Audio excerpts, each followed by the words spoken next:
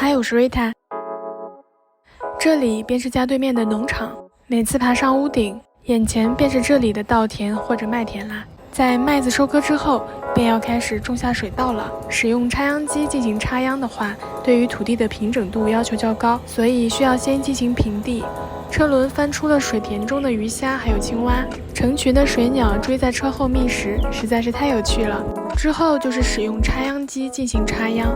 驶过之处，这些托盘里的秧苗都被整齐地排列在泥土当中了，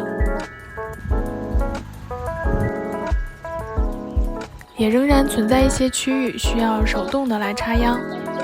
用不了几日，家对面的田地又变得绿油油一片啦。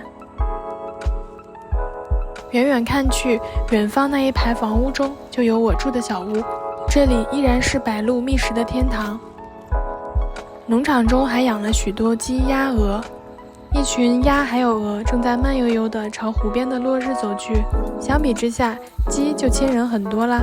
稻田边还养了许多小鸭子，这些鸭子是要放在稻田里用于鸭稻共生的，它们可以吃虫、吃浮游生物还有杂草，同时还可以疏松土壤，提供天然的有机肥，让稻子远离农药，可以更健康的成长。